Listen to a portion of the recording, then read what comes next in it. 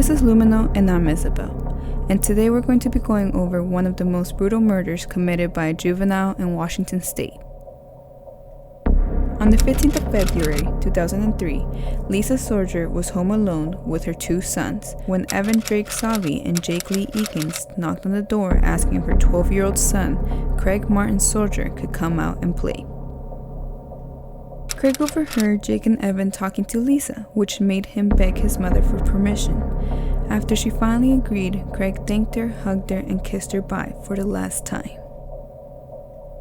Both Evan and Jake were 12 years old at the time, while Craig was 13 years old, and they all shared the same special education classes. Evan introduced Craig to Jake, which led him to feel like the friendship leader. On the afternoon of 15th of February, Evan Savoie told Jake he had a two-part plan.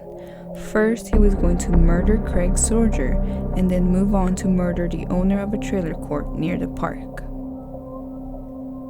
Evan, Jake, and Craig were hanging out in an RV park inside the Central Washington community. Evan had asked Craig to check if the floor was wet so they could build a fort. Once Craig was bending down, Evan then dropped a basketball-sized rock on the back of Craig's neck, knocking him to the ground. Jake tried stopping Evan several times from beating on Craig, however, he just kept getting pushed back.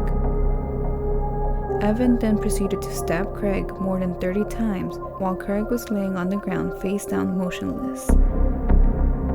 Evan was then taunting Jake to participate in the beating, which he did. Jake picked up the tree branch, began beating Craig on his head and legs more than 20 times before the branch broke, forcing him to continue the beating with another stick. After Jake was done bludgeoning Craig, Evan gave him a blood-soaked handshake and told him to keep his mouth shut about what they had just done. At the time, Jake thought of Evan as his best friend, while Evan referred to Jake to anybody as his step-friend. As they were making their way home coming up with a cover story, they left Craig on the ground suffering from 34 stab wounds in the same areas of his body, as well as 8 on his torso, screaming for help. Evan tossed a wooded-handled Bar Creek knife into a pond near the location the brutal attack took place. He also tossed in a blood-stained sweatshirt, washed his face, hands, and then walked away feeling no remorse for what they had just done.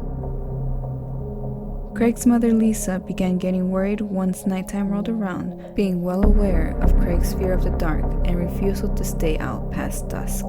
Lisa finally called the Washington Police Department when she was informed that Jake and Evan had arrived home hours earlier. When the kids were asked when was the last time they saw Craig, they initially stated they saw him walking back home from the park around 4:30. However, they were forced to change their story to Craig falling off a tree during a tree climb when Evan's parents confronted him about coming home with wet shoes the day Craig was brutally murdered. During the trials, Jake and Evan pleaded innocent to first-degree murder, as well as having their families insist that someone else must have walked by and stabbed Craig after he had fallen from the tree. All of this caused the Craig Sorger case to remain unsolved for 2 years, until finally Jake started feeling remorse and felt the Sorger family deserved the right to know what happened to Craig on the day of February 15th, 2003. And so Jake became the key witness to the prosecution in the Craig Sorger's case. It was then that Jake changed his plea to guilty to second-degree murder by complicity and apologized to Craig's family in court for the pain he caused.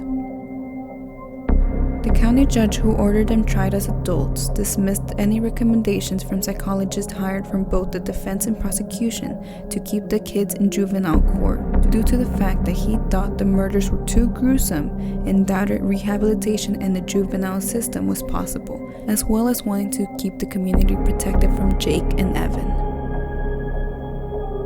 Jake Eakin was eventually sentenced to 14 years in prison, while Evan Savoie maintained his innocence plea and got sentenced to 26 years in prison.